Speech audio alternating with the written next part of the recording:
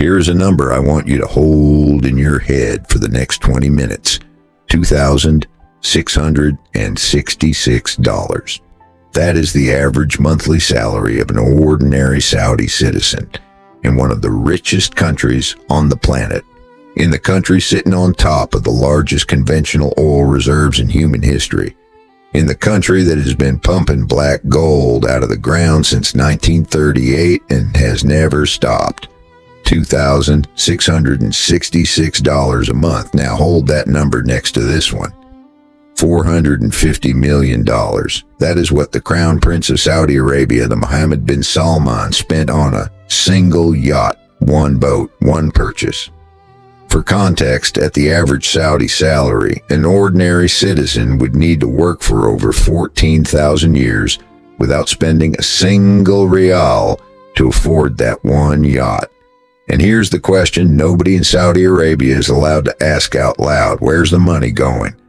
Saudi Arabia earns over $200 billion in oil revenue every year. It sits on proven reserves of over 260 billion barrels of oil. It pumps roughly 1 in every 4 barrels of oil exported anywhere in the world. And yet 40% of Saudi youth between the ages of 20 and 24 are unemployed. Most Saudi families live below what their own government calls the sufficiency line, and the country's wealth inequality gap is among the highest on earth.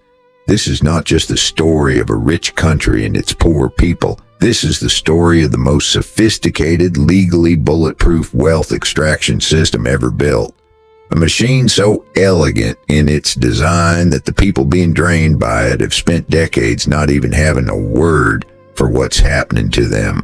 But before we get into it, subscribe to Just History TV so you never miss the stories history forgot to tell you. Leave a comment and tell us, do you think ordinary Saudis will ever see their fair share of the oil money? Now, let us begin. To understand where the money goes, you first have to understand what Saudi Arabia actually is. Most countries are governments that own some assets. Saudi Arabia is an asset that happens to have a government. From the very beginning, from the moment Ibn Saud unified the kingdom in 1932 and named the country after his own family, the logic was never, we are a government that serves its people. The logic was, we are a family that owns this territory. And everything that has happened since, every financial decision, every budget, every contract, every oil concession, every palace built and every road not built, flows from that original logic. The American diplomatic cable that WikiLeaks released to the world in 2011 put it more bluntly than any journalist ever has. This was a secret cable sent from the U.S. Embassy in Riyadh back in 1996. And the closing line of that cable, written by American diplomats who had spent years watching the system up close, reads like this: as long as the royal family views this country as Saud Incorporated, ever-increasing numbers of princes and princesses will see it as their birthright to receive lavish dividend payments and dip into the till from time to time by sheer virtue of company ownership. Saud Incorporated, that phrase written in secret by American officials who were supposed to be Saudi Arabia's closest allies, is the most honest description of how this country actually works that you will ever find in any official document. And once you understand that, everything else makes complete sense. So how does the machine actually work? Let us start with the part that sounds almost too absurd to be real. Every single member of the House of Saud, from the day they are born, receives a monthly payment directly from the Saudi government, not as a salary, not in exchange for any work, simply because of who their grandfather was. This system is managed by a department inside the Ministry of Finance called the Office of Decisions and Rules. And when an American diplomat visited this office in 1996 and wrote home about what they saw, the description was remarkable. They described an old building in Riyadh's banking district, bustling with servants picking up cash on behalf of their royal masters. Think about that image. A government ministry, servants collecting cash envelopes for people who were not there because they were too busy being rich. Now, how much money are we talking? According to the same leaked diplomatic cable, the payments in the 1990s ranged from $800 a month for the most distant, barely related branch of the family tree, all the way up to $270,000 a month for the direct sons and daughters of Ibn Saud himself. The grandchildren of Ibn Saud received around $27,000 per month for doing nothing. Adjusted for inflation, those numbers today would be even higher. And after 2017, when MBS arrested dozens of princes in the Ritz-Carlton Hotel in what he called an anti-corruption crackdown, Bloomberg reported that some royal stipends were quietly raised by 50% immediately afterward. The American embassy estimated that even back in 1996, when oil revenues were far lower than today, the stipend system was consuming around $2 billion of the government's $40 billion annual budget every single year. $2 billion flowing directly from the national treasury into the private bank accounts of people whose only qualification was being born. But here's the part that truly makes your jaw drop. The stipend system is not even the main mechanism. It is the small change, the pocket money, the tip left on the table. The real money goes somewhere else entirely. When that same 1996 cable started digging into the bigger picture, what the diplomats found was something that even they, hardened professionals who had seen corruption in every corner of the world, described as going beyond the bounds of reason. Here's how it actually works at the top. Saudi Arabia's national budget has two parts. There is the official, visible budget that gets announced and discussed and published. And then there are what the cables call off-budget programs. Secret spending pools controlled not by any ministry, not by any oversight body, but directly by 5 or 6 senior princes. According to the cable, those 5 or 6 princes personally controlled the revenue from approximately 1 million barrels of crude oil production per day. Out of Saudi Arabia's total production at the time of around 8 million barrels a day, 1 million barrels every single day, flowing directly into programs with no Ministry of Finance oversight, no public accounting, no controls, widely described inside the kingdom itself as personal revenue streams for a tiny handful of men. And how do we know this is not just American speculation? Because a Saudi prince told the American ambassador directly.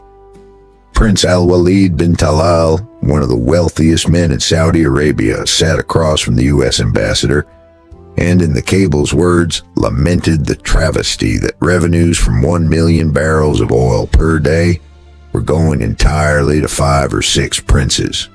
A Saudi prince complaining about other Saudi princes to the American ambassador in secret. That is how bad it was, but it gets better. Or worse, depending on where you are standing. When the stipends and the off-budget oil revenues are still not enough, which apparently they sometimes are not, there are other methods available. The first is land. Senior princes have historically received enormous tracts of undeveloped government land as gifts. Just land for free. The timing of these grants is remarkable. They consistently happened just before major infrastructure projects were announced nearby, projects that would send property values soaring. The prince gets the land.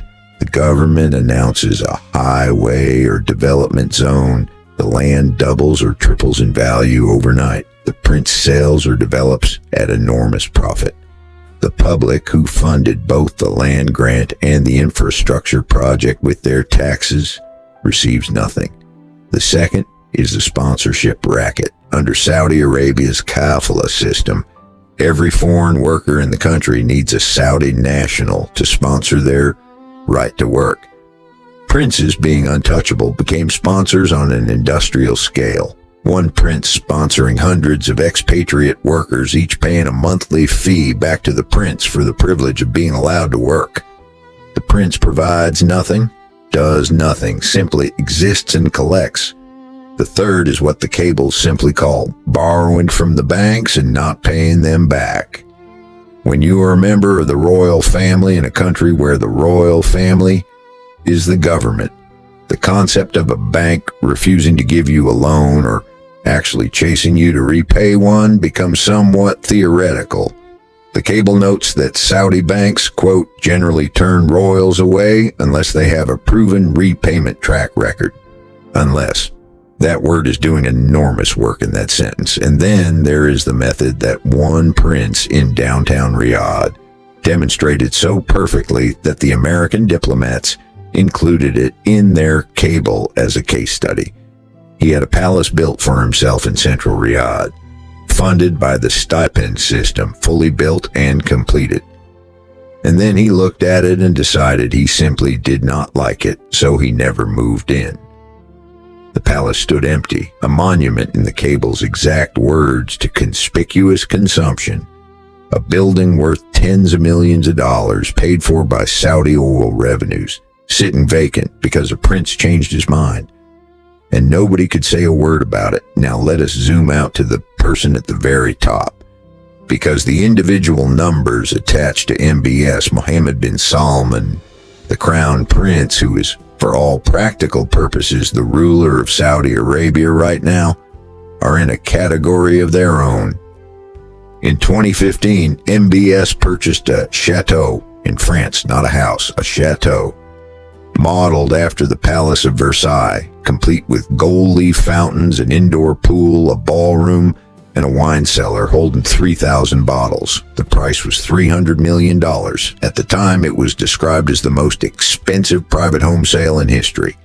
He also owns a $500 million super yacht that reportedly houses the Leonardo da Vinci painting Salvator Mundi, which he bought at auction for $450 million. A single painting for $450 million. His personal Airbus A380, converted into what people who have seen it call a flying palace, features a concert hall, a Turkish bath, and a garage for his collection of luxury cars. The plane is estimated to be worth around $450 million. His watch collection includes a single timepiece, a Patek Philippe Grandmaster chime, estimated to be worth over $31 million. When CBS interviewed him and raised questions about his personal spending, MBS gave an answer so honest in its bluntness that it is worth repeating directly. He said, "I am a rich person and not a poor person. I'm not Gandhi or Mandela. I am a member of the ruling family that existed for hundreds of years before the founding of Saudi Arabia." He's a rich person. He's not Gandhi. He said that out loud on television. And the reason he can say it out loud on television is because in Saudi Arabia, there is no mechanism by which anyone can disagree. And here's the part that is perhaps most uncomfortable of all.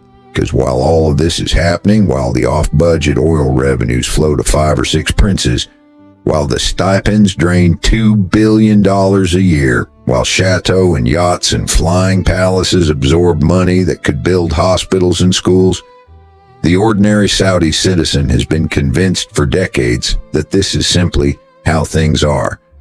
The arrangement works because of a bargain, not a fair bargain, not a written bargain, but a real one operating in the background of every Saudi life.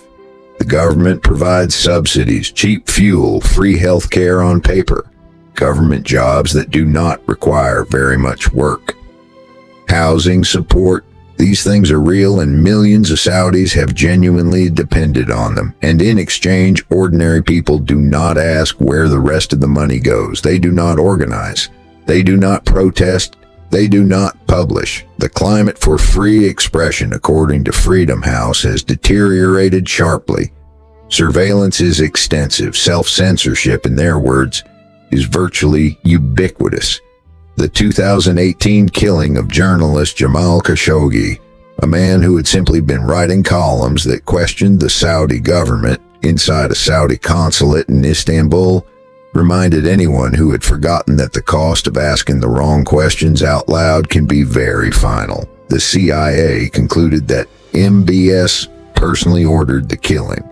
The U.S. Senate passed a resolution holding him responsible, and then the arms deals continued. The oil kept flowing, the yachts kept sailing, because that is the other part of the machine, the part that keeps it all running, the external part. The American security guarantee that Ibn Saud negotiated on the USS Quincy in 1945 has never really ended. It just evolved. America needs the oil.